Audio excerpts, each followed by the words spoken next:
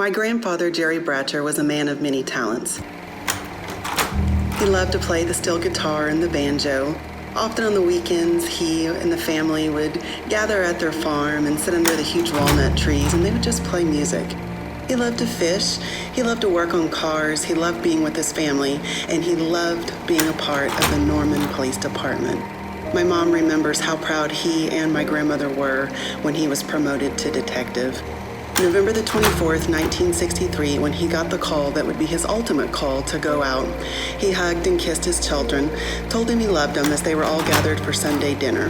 He instilled in his children at a very early age to have respect for law enforcement, and he died doing what he loved. He was taken too soon, and we still miss him today, but we thank you for honoring him and all he did to keep the Norman community safe.